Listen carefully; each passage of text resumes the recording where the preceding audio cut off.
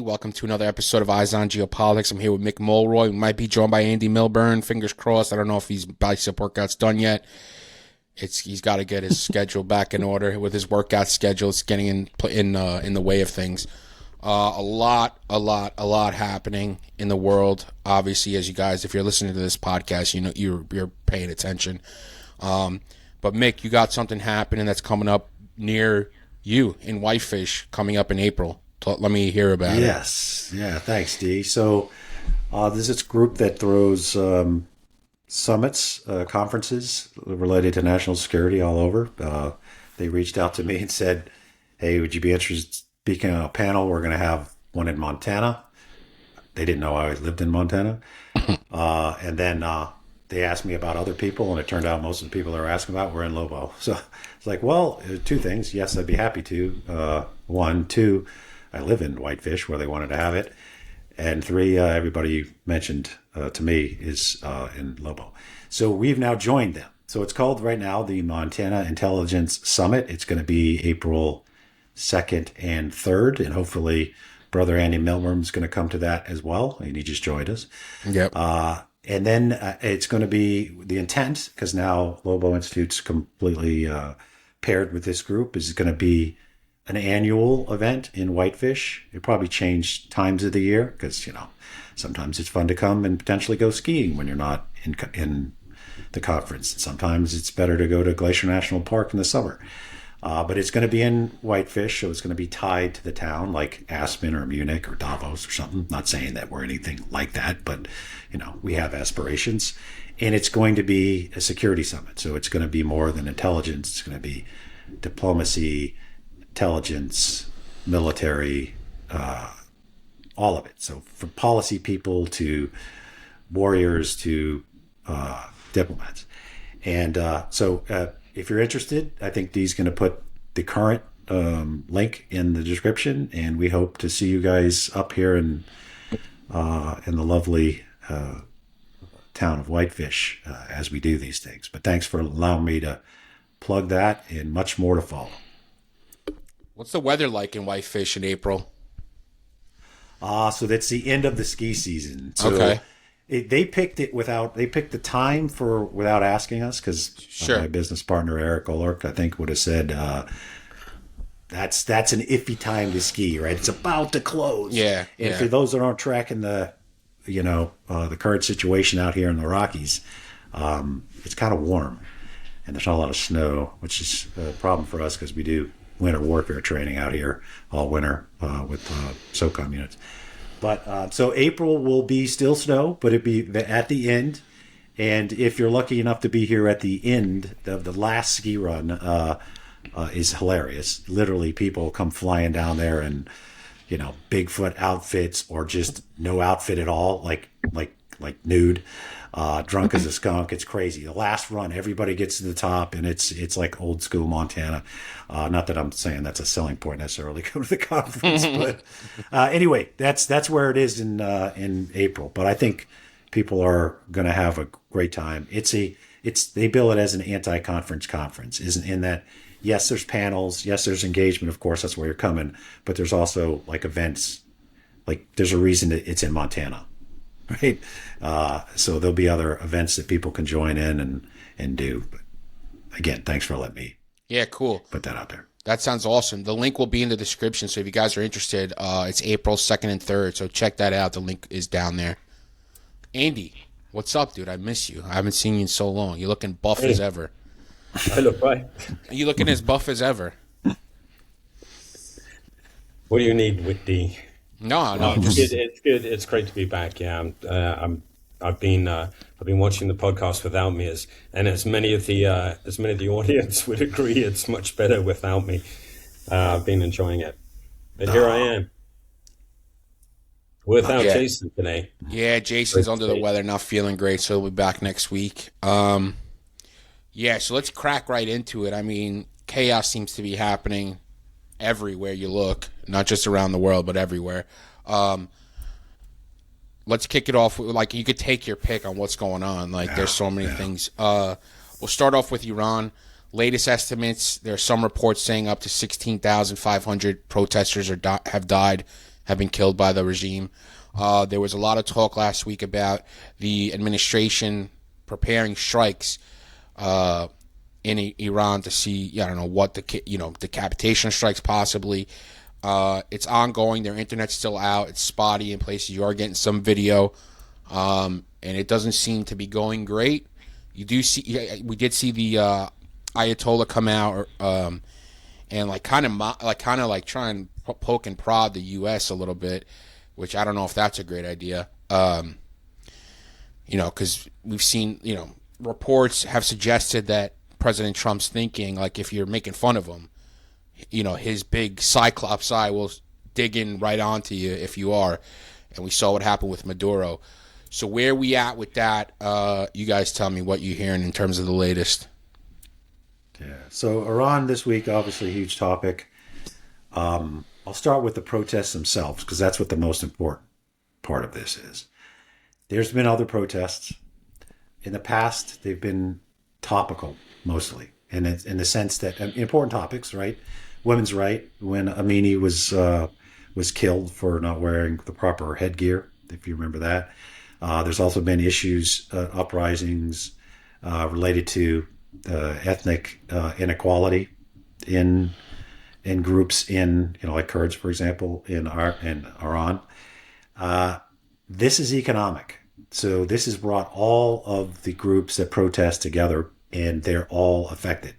So the person who may not have been willing, because it's much different in Iran. If you're willing to protest, you're willing to put your life on the line for sure. But this is the currency collapsed, inflation's extreme. They're having a horrible issue with water. The governance is designed essentially just to keep itself in place, not for the benefit of the people that live there. And I think that has hit the head. So this, I think, is a very real potential to topple the regime on its own. It's organic. It wasn't. You can't fabricate this. Okay, it's just impossible. I mean, as much as you want to give the CIA omnipotent powers, you can't fabricate this. So you could help, you could support, but you can't make it out of whole cloth. So this is really happening. And then the question now becomes, what can the U.S. do to hopefully enhance rather than hinder what's going on the ground? So there is obviously covert stuff you can do. You can try to amplify the real messages that are coming out. You can try to increase the internet. You can use cyber warfare to try to defeat whatever it is they're using to block the internet. You can surge potentially these mesh networks like Skylink, if they can, I don't know, to go straight to the cell phone, right? Because that's a capability. It depreciates the bandwidth substantially and the amount of people. But that's on the, in my estimation, that's on the no-brainer side, right? Like, we should be doing that anyway. And then the other question, whether it's more enhanced covert, like supporting the opposition with means to actively resist, all the way up to include direct military action. So I think right now, hopefully, what they're looking at is the intelligence assessment on whether that'll help. And then if it will, what will help? Will it be a symbolic strike on like the IRGC, particularly the Basij element, which is a huge paramilitary element that violently oppresses the people? Would it be a decapitation strike, like you said, Dee? Or would it be a decapitation strike plus a sustained military campaign to degrade the regime's security apparatus, right? So that's, and I'll toss it over to Andy here. And the last thing I think they really need to look at is, okay, so if we did that, what comes next, right? Is it going to be a Nobel Prize winning opposition? Is it going to be Pahlavi, the son of the former Shah? Is it going to be some version of that? Or is it just going to be the IRGC, right? So, and then if that's the case, how do we make that not happen? Because that's not helping the situation for the Iranians or the stability for the region. So that's another part of this, I would say, we have to consider. Yeah, there's obviously, I mean, one part of me, as there probably is most people who are following this, that wants the U.S. to do something, right? That rather empty sounding phrase. So we need to do something, but and I of course, my heart bleeds for the Iranian people. Having visited Iran, I can tell you that the people there are just among the kindest, most hospitable, best educated, by the way, in not just the Middle East but the world. Yep. And trends we've seen from the little that has come out of Iran during these riots, incredibly brave too. And when there were uprisings, and Mick touched on these in 2009, the Green Movement, again in 2022, which was, as Mick pointed out, it was about the suppression of women. I mean, that was the catalyst.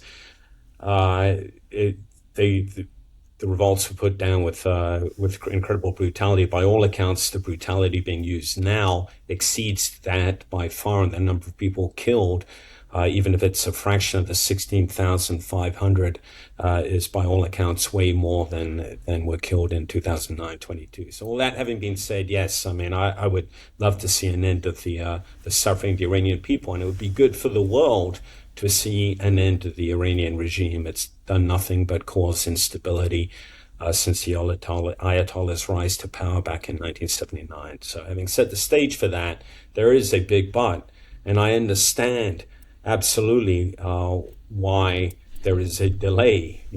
After all this very loud posturing about what we're going to do.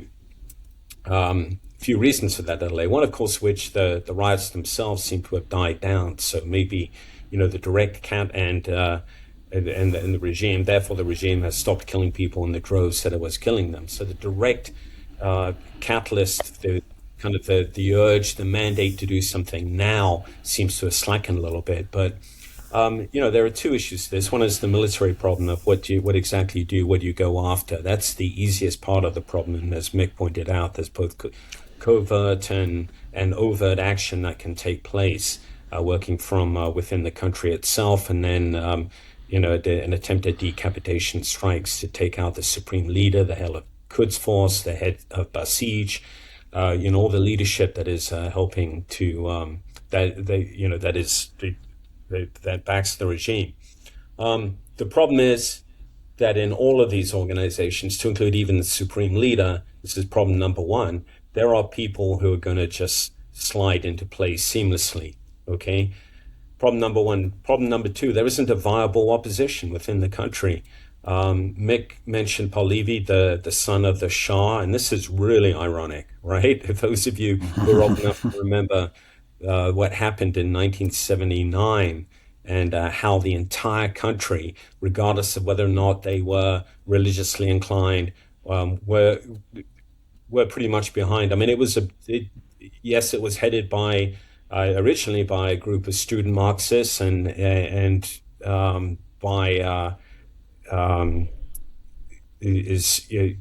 fundamentalists too, who had an uneasy alliance, and of course we know what happened and who dominated that. But the point is, all the country wanted to get rid of the Shah, and it's a generalization, but no great exaggeration.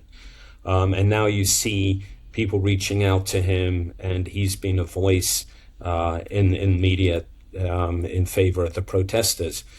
But the point is, he doesn't have a viable government behind him. There's no movement that's going to slide in seamlessly and take over from the current administration, right? And that's number one. And number two, which is far more likely, is that something worse will take the place of the supreme leader. The biggest and strongest movement, organization within Iran, of course, is the IRGC. And undoubtedly they will take over, whether or not their leadership is taken out in the process. And they may even have the backing of the army, who to this point has not been involved in the back down. I mean, this is the IRGC is it's hard to underestimate the control that they have in Iran. I mean, it's everything. It's political, it's economic, it's military, and there's just no other viable organization. Okay, so that is probably the most likely scenario, and we're going to end up with the devil that we don't know, and the devil that is far worse. And we're going to look at, it's going to take more than covert action. It's going to take more than decapitation strikes to topple the IRGC. And in the meantime, the people are going to suffer even worse, undoubtedly. Okay, third prospect, and here we've got recent examples of what happened in what happened in Iraq. Remember, after Saddam Hussein was toppled and then eventually executed. I mean, there was civil war there, and those of us who served there, some of this is forgotten, but remember just the extreme level of bloodshed across Iran that continued up until indeed almost 2008, peaking in 2005, 2006. I mean, it was most Iraqis, when they talk about the mistake of the U.S. invasion, and they call it a mistake, have that in their memory, the memory of that civil war that caused untold suffering for the Iraqi people. And so there's that. There's what happened before that in Yugoslavia after Tito was toppled. And again, those of us old enough to remember that. Until the invasion of Ukraine, that was the bloodiest event in Europe that dragged on for 4 years. The bloodiest event since the Second World War. And of course, what happened in Syria, 2011, and afterwards. I mean, those look like far more likely prospects than either IRGC takeover or a civil war, far more likely prospects than a smooth transition to another government. You've got, Iran is not a homogenous society, and aside from those who support the Ayatollah, who support the current administration versus the people, you've got Kurdish separatists, you've got Azeri separatists, you've got Baluchis, all of whom want to break away into the separate provinces, all of whom are represented by armed factions who are waiting for an opportunity to go to war, to win independence for their own states. You throw into that the fact you've got a stockpile of enriched uranium, you've got nuclear scientists, and you've got religious extremists, and that is, to say the least, a volatile mix. So yeah, I'm glad to see that the U.S. isn't just simply taking action, dropping bombs, and getting rid of the current administration, because what follows may be far worse. Thanks to our sponsor today, USEliteMedicalServices.com. If you are a veteran and need further medical documentation to help bolster your claims, please check out USEliteMedicalServices.com. Not only do they help veterans with medical nexus letters and DBQs, they offer wellness and longevity treatments such as testosterone replacement therapy. Please go and get checked out by one of their providers. We're all just trying to get by, improve our family's life, business, and our own well-being. The veteran population has had enormous amounts of stress that has led to chronic fatigue and much more. The VA is an interesting place, and medical evidence is the premise of your claim. You deserve what you fought for. You deserve to feel better again, more energy, better mood, better recovery, and more. I can also say from my own personal experience that trying to go through VA and file disability claims is incredibly difficult, and there's no way I would have been able to do it without a service such as USEliteMedicalServices.com. So please go check them out, and you can use the discount code TEAM20 to get 20% off when you go and use them today. So go check them out. So go to USEliteMedicalServices.com and use the discount code TEAM20 to get 20% off today. Yeah, 3 quick points on that, if I could. Going back to the beginning of what Andy said, and I think it's important for folks to understand. I'm sure many do, but some might not, because you only see the extremists talk when it comes to Iran, right? You only see the zealots, the people that represent the regime.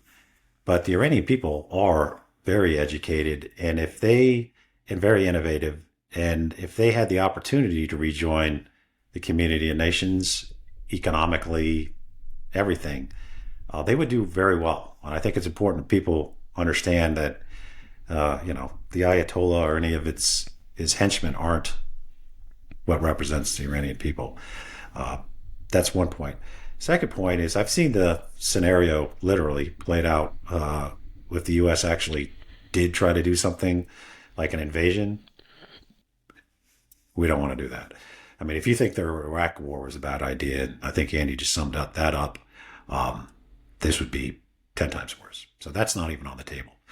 And it's important to point. I mean, I guess it's on the table, but it shouldn't be. I actually don't even think it's on the table. So I guess the question really is going to come down to how the Iranian people would get to where they want to be, which is not controlled by a bunch of theocratic freaking, people who think their sole goal in life is to fight other people and not to take care of their own. I think what the intelligence community is going to look for, and Andy referenced it, we haven't seen it yet, is defections by the army. That's the biggest indicator that this could change and go into another direction. Don't know that it will, but the best case scenario would be the other large armed faction in Iran basically saying enough's enough. That would be a big lift, but that is what I think people are going to be looking at very closely to see if there's any chance. And I don't think even if we do it, if that's the case, I don't think it's going to make the difference to actually turn this into a revolution, if you will. But that's going to have to be within. So we're going to have to see what the military actually does in that regard. And then, of course, the other option on the table, even though I think President Trump kind of took it off the table, at least for now, is they start negotiations again and they capitulate to U.S. demands, which is obviously no nuclear weapons, limitations or abandonment of their long-range ballistic missile program, and cutting off their support to proxy forces. I don't see them agreeing to all that, but quite frankly, it's in Iran's interest. None of that activity helps the people of Iran, and it could lead to substantial sanctions relief, which is one of the reasons why their economy is so bad. So we'll have to see what they do in that regard if those negotiations start back up with any kind of validity. Yeah, and there's something else that I didn't mention. Of course, despite this, the recent 12-day war between Israel and Iran, in which Iran's military capabilities suffered significantly, but they still have a formidable battery of short and long-range missiles, and enough to do considerable damage across the Middle East. And there is always the concern for U.S. bases, but I would say that the biggest concern, I'm not saying that we shouldn't be concerned about U.S. bases, but they're well protected, let's be honest. And it's more likely the Iranians are going to strike at other countries within the Middle East for a number of reasons, okay, not least of which is to strike at U.S. allies. And that's not just Israel, it's potentially Jordan, it's potentially Saudi Arabia, potentially even UAE, although that's less likely. So there's the threat of regional instability, and this is why you've seen a group of countries in the Middle East, Saudi Arabia, Turkey being among them, Yep. and indeed reportedly Israel, talking to Trump and saying, "Hey, don't do it. At least don't do it now." Yeah. Yeah, and that might have been the reason for the delay, in addition to the fact that they didn't carry out the political prisoner executions. And we are moving assets to the region. According to media reports, the USS Abraham Lincoln carrier strike groups moving from South China Sea that direction. And they should get there, I think, around the 25th. So a lot of factors. It's unclear. And probably it's all the above for why we haven't struck.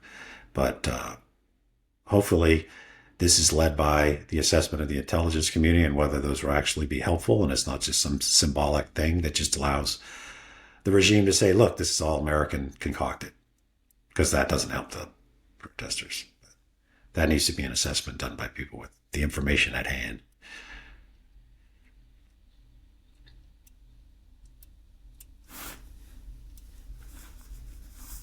Sorry. Yeah. So we'll obviously keep a close eye on this, see what develops in the next few days, next few weeks. Let's move on to the shit show that is Greenland, and I'm editorializing, of course. And I can't wait to have my winter spot in Greenland. Montana's going to have some competition, once we take over Greenland.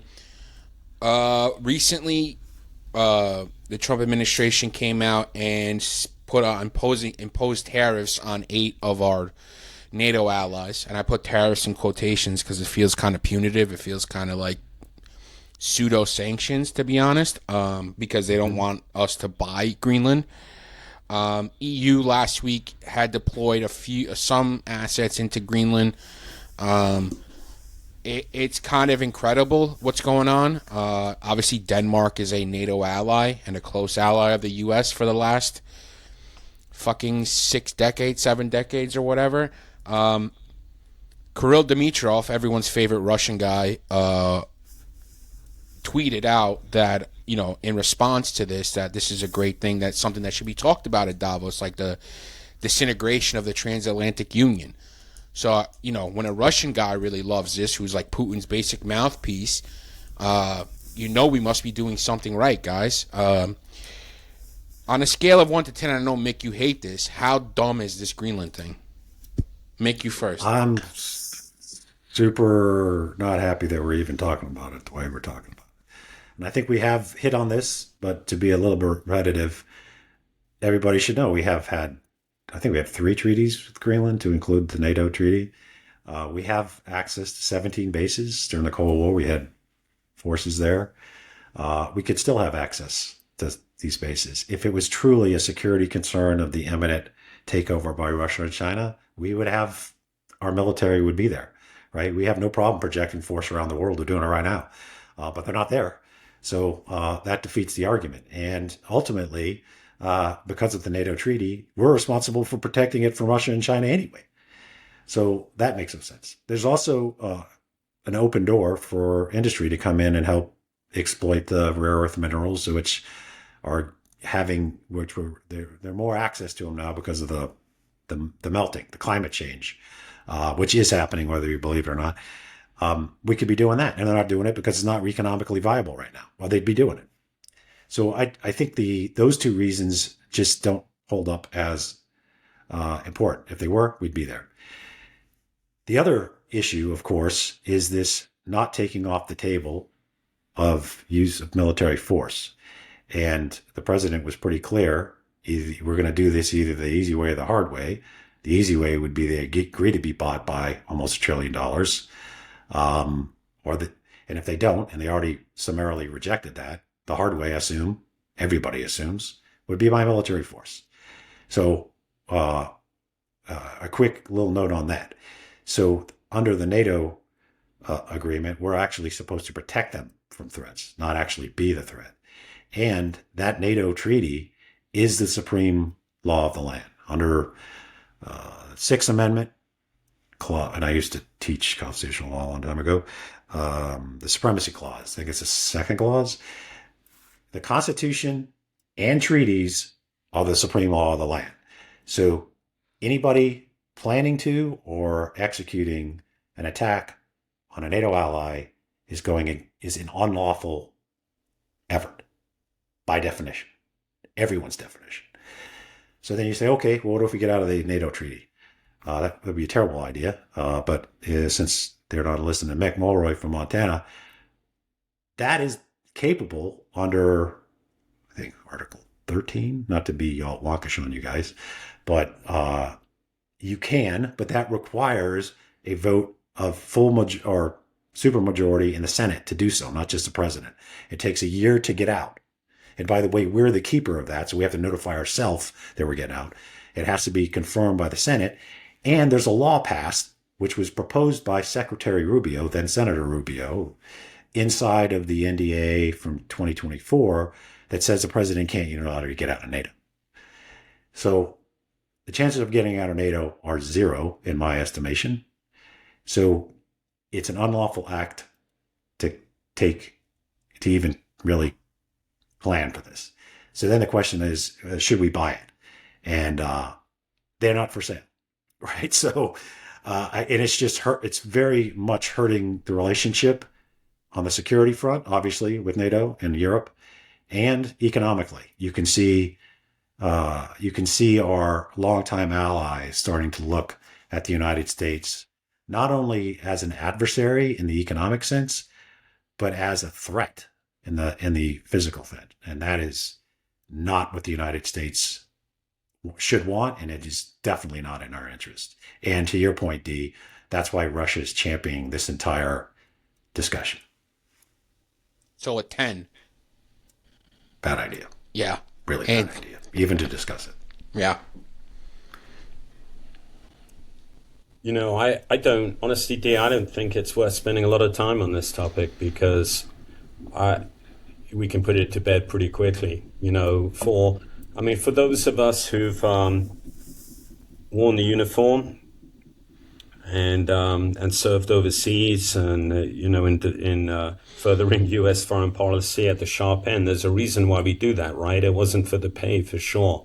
It was because we believe that our country represents certain values. And those values are, broadly speaking, based on broad preference for, alliances, stability, and a rules-based order, right? Which are things that the United States has represented, has championed, for over 100 years, and I'm not just saying over 100 years. You can think right back to the Treaty of Versailles in 1919, the aftermath of the First World War, which is really when, under Woodrow Wilson, the United States stepped up to the plate in championing, and I'm not going to use the term democracy, but democratic values across the world, and we've been looked up to since then. Throughout, and that's what pulled us in. Yes, Pearl Harbor happened, but that's not why we got involved in the war in Europe. It was the catalyst for that. But the reason why we're fighting for the freedom of Europe had to do with that, had to do with what we stood for, and the follow-on Marshall Plan, where we poured billions of dollars into Europe, was again focused on stability. And because we aligned those with U.S. interests and values, both of which are real things. And if you don't believe in all of those things, it's very difficult to argue with you, right? If you don't believe in those things, what do you believe? What do you believe that our country stands for? And it's certainly, I just, that's not a frame of reference that I'm familiar with. It's not a frame of reference that any of the fellow veterans that I know are familiar with. And again, because we didn't serve our country purely because we enjoyed wearing a uniform and for the money. So I think, probably, and Mick, I'm going to turn this over to you, but I think for someone who's not swayed by those arguments and doesn't care about any of those things, there's a whole avalanche of very bad things that are going to happen to the United States and U.S. interests that are entirely predictable if we were going to try to force this issue. That's right, and I totally agree with everything you just said. And if the U.S. doesn't stand for freedom, then what does the U.S. stand for, right? I mean, we've modeled ourselves on that and being the beacon of the free world, and now we're talking about not only invading. You hear some of the rhetoric is like, if you can, you should, right? So might makes right, or as Thucydides said, the strong do what they will, and the weak, what they must. That's not the world that the United States has championed and led for, certainly since the end of the Second World War or before it, as we went to the aid of democracies in Europe. As far as like the consequences, we'd be booted out of Europe or booted out of NATO, essentially. You can't actually do that, but if we're going to get out, it'll be a de facto booting. They'll just form their own.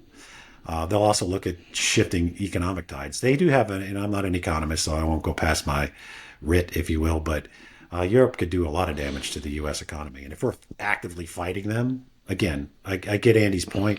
Like, maybe we should just stop talking about it because it just adds fuel to this fire. But if we're actively fighting them, then they're going to use every means available, which includes what they can do to our economy. When it comes to the bond market and all of that, it's not going to be America first. It's going to be America alone, and we don't want that. We have built alliances to the benefit of the United States over the last 40 years.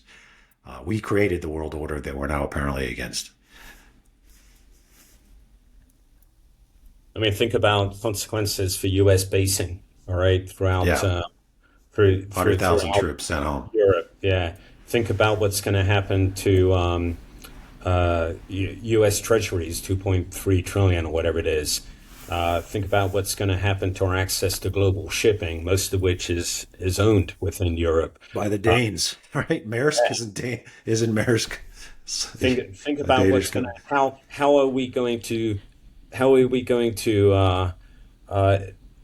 defend? Not defend the United, protect further U.S. interests if the airspace of pretty much every country in Europe, not pretty much, well, maybe not Russia, but every country in Europe plus Canada closes their airspace to us. I mean, these are all practical considerations, even if you don't care about what the country stands for.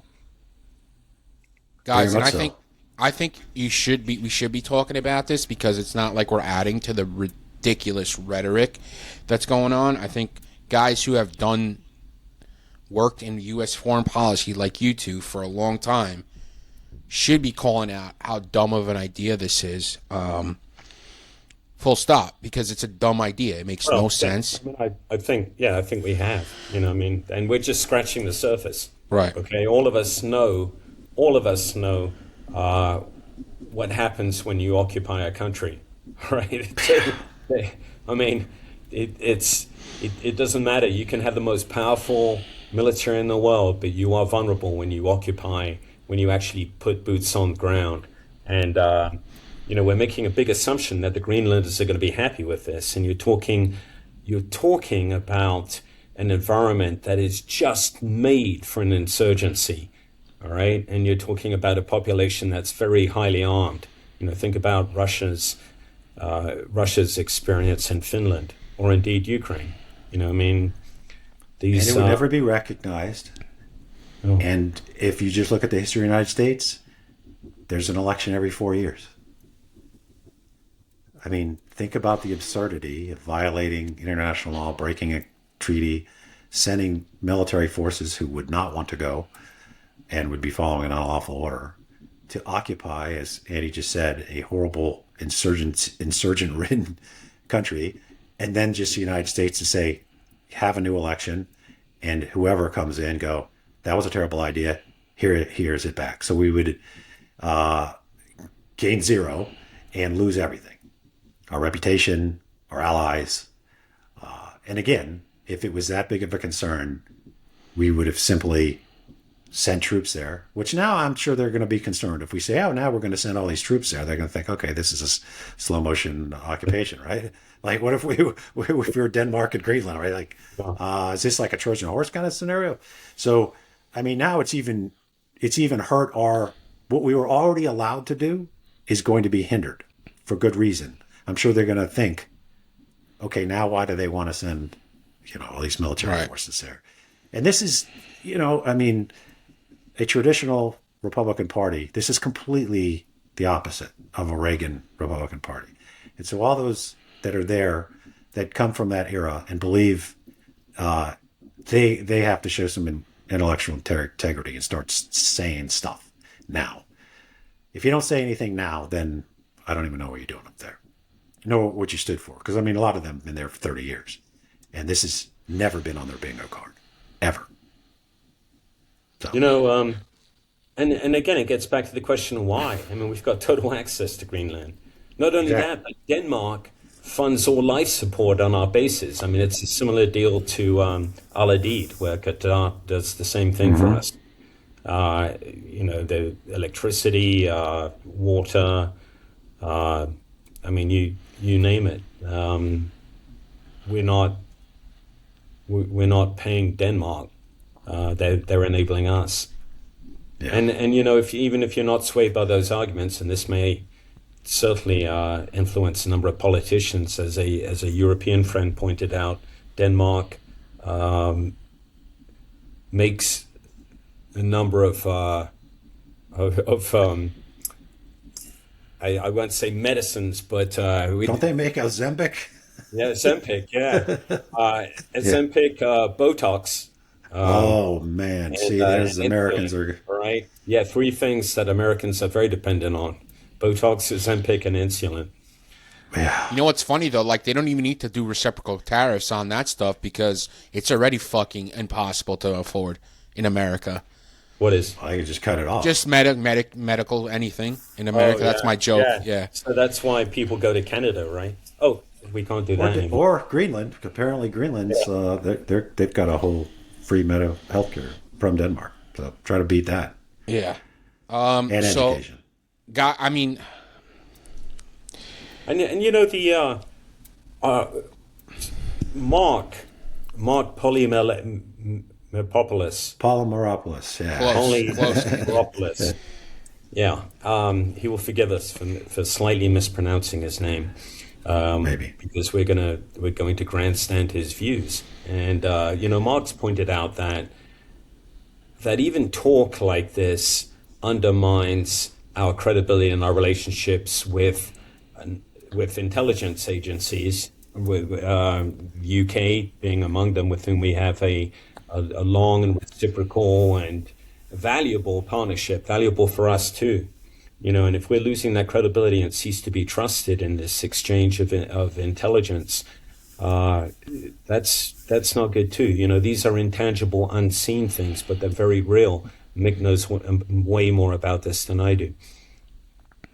Well, that's where it all starts, right? So the sharing of intelligence. If that's not happening, then, and yes, the United States does the majority of collection of intelligence. So all these countries are going to have to start spending their own resources on building their capacity, but they're going to not want to share. And sometimes, you know, the bulk might come from us, but that exquisite piece of intelligence comes from one of our partners, and we want to know it. Right. So we could get to a point where we don't know what we don't know because it's just not being shared, and it's at the detriment of the United States. And if that impacts things like counterterrorism sharing, it could really impact the United States. So also not good. And then, you know, we're going to get to a scenario, ironically, I'd say, where Europe finally wakes up. And I would agree with those that said they haven't taken their security as seriously as they should have. But they are now, and they build an army that is integrated, is capable, and an intelligence force, which would be a great partner to have in NATO, yet we've somehow excluded ourselves from NATO. So the very partners, which means we have to spend more on our own, you know, national security apparatus, defense, intelligence, etc., because we won't have the partners that we have had, and they will be capable, more capable than they have been in a long time. That's the irony. There's something from a French news channel somebody sent to me. Ukraine intel services sent false strategic info to U.S. intel services and observed that the information had been relayed to Russia and was used by Russian forces. That's from a French news channel. I mean, Don't know if it's true, but if it and is, like I've never crime. served. Yeah, I never served in the CIA or anything. I've served like hot wings when I owned a restaurant, but Very what- similar. Yeah. So my assumption as a layman is that intelligence professionals are inherently pretty suspicious, right? Even with allies, right? You're very cautious. What's been happening over the last year or so? I would say it's safe to assume that they're already not sharing intelligence with us. Well, I mean, if that's actually accurate, or if there's stuff that we don't see that haven't been reported it's accurate, then yes. I mean, your intelligence is as good, and at least in human, as your asset, and your asset ain't going to trust you if they get compromised. So it is like rule number one in human intelligence services: you protect your asset at all costs, even if it's detriment to you, the actual case officer, right? So if that's the case, they're going to stop sharing information with us. And if it was passed to the Russians, I mean, that is, you want to do a counterintelligence investigation, that should be on top of your list. Again, I don't know if it's true, but, hypothetically, so to speak. Mick, I feel like you would probably be on a short list to be a deputy director or director of CIA at some point, right? You're a seasoned intelligence professional. If you were running an intelligence agency and a partner was acting like this, would you want to share information with them? I wouldn't share. If this is accurate, under the hypothetical. No. I'm just saying. If it was accurate, I would not share intelligence. How this is going. Forget the French news report. Right. How it's going generally over the last year or so with this kind of rhetoric. I mean, would you tell your guys, be like, yo, you have, like, it should be case by case in terms of, like, sharing this even more? Like, it's probably case by case anyway, but, the antenna's got to be up. The issue with intelligence sharing is you generally don't know what you don't know. So they don't know what you're not sharing. So you could still maintain a relationship with us, but still and not share, because you get my point? Yeah. The other is we might be getting tested by other, like long term, even Five Eyes. The Brits might be giving us information and then trying to see if it turns up back where they got it. If is it getting compromised? And if that happens once, it's over. They're not going to share anymore. I mean, you don't have to have served in the agency to know, which you do. It's common sense, and that's a very troubling set of events. It's a very fragile thing too, isn't it, Mick? Trust is, when it comes to intelligence sharing. I mean, think about the aftermath of the Second World War. The CIA, depends on what accounts you read, but they started to deliberately isolate themselves from MI6 because of, remember there was a whole rash of insiders within MI6, notably 4 very prominent guys, but that had effects that lasted for decades. And then I imagine too, when Aldrich Ames, one of the, and you're an insider. I just read about Ames from outside. I can't imagine the catastrophic effect that had within the agency, but also within the agency's partnership with with allies. And to your point, that who knows what followed, but undoubtedly that left a legacy that the agency is probably just getting over now. These things are, again, your trust takes forever to build up, and it can be destroyed in a nanosecond. In a nanosecond. That's a good rule in life in general, but certainly in the intelligence services. Yeah. Also, going back, because in Ames is a good topic because he just died, right? I mean, he did, yeah. The agency isn't going to come out and say, hey, this is how much pain he caused us, but people were executed, agents disappeared. For years, he was feeding the Russians information about who they were. And so it wasn't just the fact that we lost those agents, it's compounded years of false intelligence that was fed to those guys with who knows what consequences. The ramifications are huge. When you start just like Hansen, remember that guy? There was a guy that was actually accused of that. Turned out to be Hansen, obviously, and had to endure like just a horrible, horrible situation until he was cleared. And a priest friend of mine stuck by him the whole time. And his dad, and the priest friend of mine, his dad was OSS, made the transition from OSS to CIA. Wow. But he had total faith in him, literally. And as a side note, he got to, and then the agency publicly acknowledged that they were wrong, and literally brought him back into the fold. And what a nightmare! My friend, the Padre, as we call him, got to be standing right next to him when they did so. That's an awesome story. It destroys a lot of faith. It not just called, it's called a human intelligence. It's a very human endeavor, and trust is everything when it comes to the collection of clandestine intelligence. Mick, just to go back to your point about, unlawful orders, like unlawful things. I don't think the administration really gives a fuck about unlawful orders presently. Going to be or issuing unlawful orders. They are in contempt of Congress as we speak right now. There was a bipartisan bill that passed that they have not followed through on. It was called the Epstein Transparency Act. So I don't think, because there's no mechanism to, they're not going to impeach him. They're not going to remove him. Even if they were to go into Greenland, there was some talks that some Republican lawmakers would impeach and convict. It's not happening. So there's no actual check on the executive branch at present. So I don't think they mind about unlawful orders. Legally there is. Sure. Right? They could do what you just said.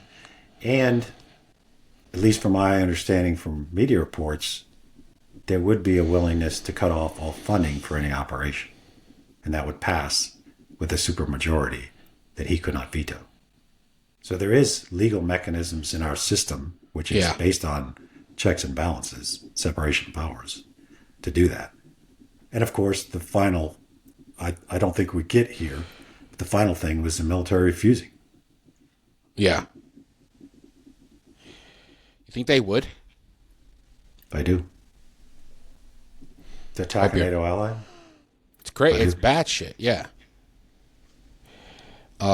It's read the article I posted in chat. Not now, but sure. It's yeah. I mean, at the end of the day, I mean, this is a very dark discussion, right? That we have to have, but. At the end of the day, you can call me naive, but I believe in the American system of government and checks and balances, and I believe that the right people will, the right voices will come into prominence. Okay, I believe in the role of the role of the Senate is this, the senior chamber, and the ultimate check is a real one. And yes, it comes down to the individual moral courage of each senator, but I think there are enough good people, men and women, in that chamber that right will triumph, and common sense will triumph, and then we won't have to get to a point where we're talking about whether or not the military disobeys orders. Yeah, we don't want to get there. This isn't about trying to pit the military against the commander-in-chief. That should never even be a topic of discussion. I don't think we'll get there. Yeah. Crazy stuff. We'll see what happens. You want to touch on Venezuela real quick? Machado just popped into the White House this last week, gave Trump her Nobel Peace Prize. CIA director visited Venezuela and met with Delcy Rodriguez, and I'm sure more higher ups that in the current, amalgamation of the regime. Where do we sit with that? Do you think now we're going to get a endorsement of Maria Machado from Trump because he got the Nobel Peace Prize? Well, I don't know about the reception of getting the Nobel Peace Prize. Of course, you can't transfer that. It's just an odd object. It's not the actual prize, right?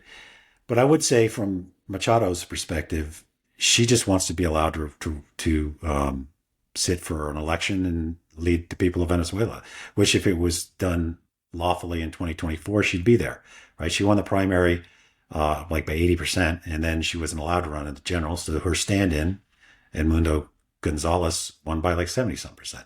So, and the United States recognizes them as the opposition, as the lawful government, not the remnants of the Maduro regime. I understand the point, you can't just parachute Miss Machado into Venezuela, but we do have, as the Secretary of State, I think rightfully says, a lot of influence because we're control of their oil, which is how they fund the government.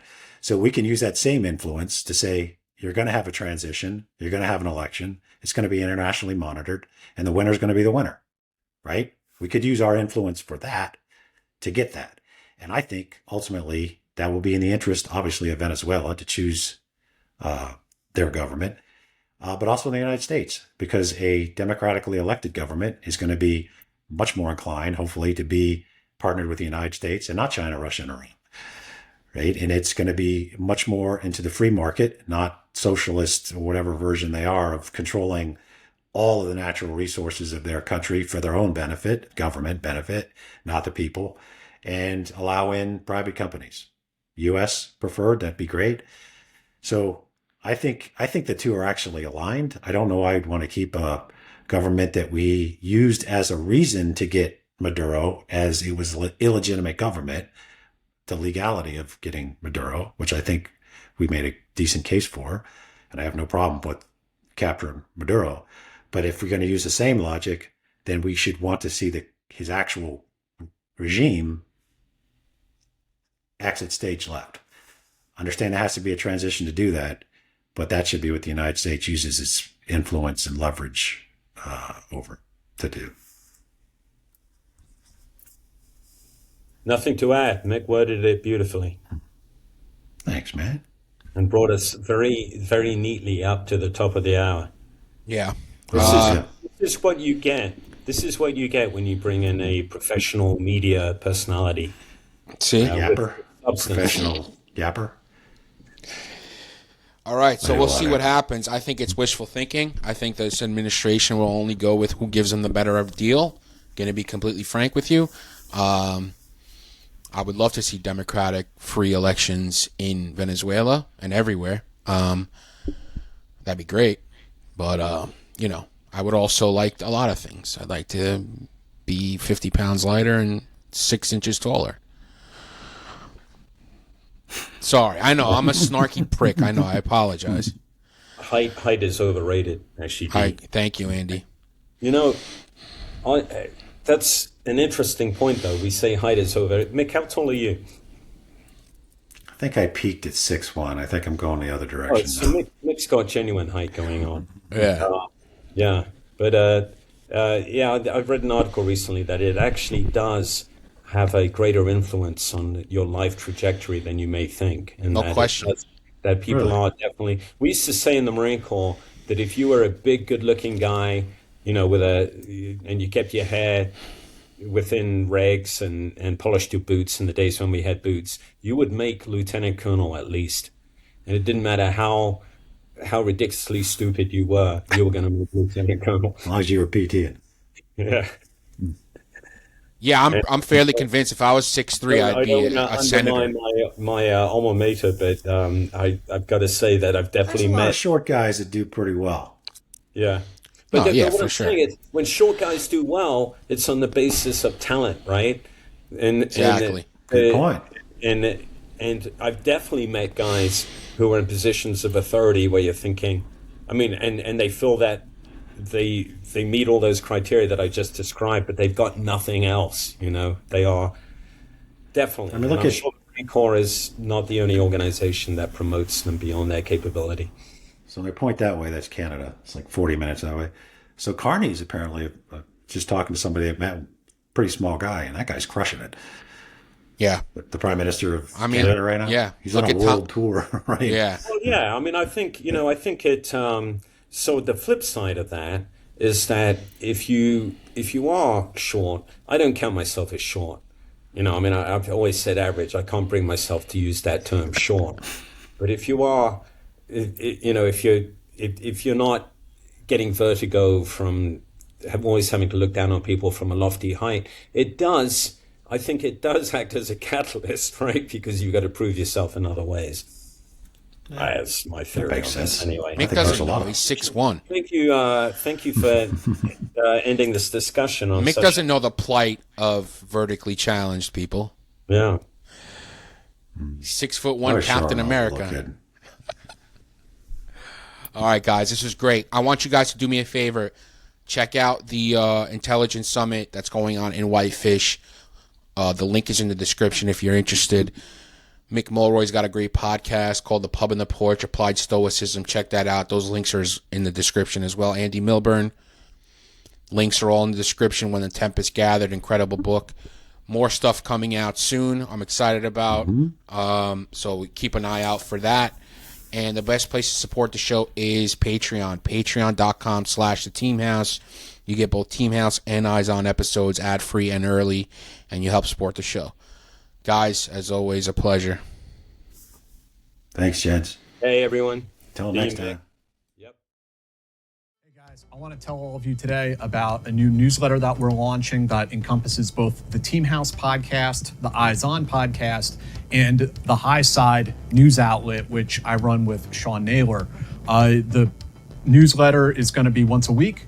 It's going to come into your inbox, and you're going to get the most current podcasts on Eyes On and the Team House and whatever's topical or current on the high side. So it's another way for us to get the information out to you, as social media algorithms are pretty iffy and you never really know what you're going to get.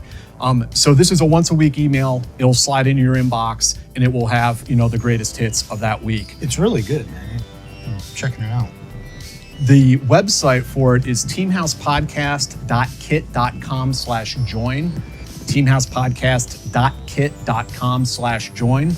You go there and you enter into your email list, or you enter your email into the little thing on the website, and you're good to go. And that'll be it. So we really appreciate your support and hope you'll consider signing up. Where's the link? The link will also be down in the description if you're looking for it there. And that's teamhousepodcast.kit, KIT, Kilo India Tango.com /join.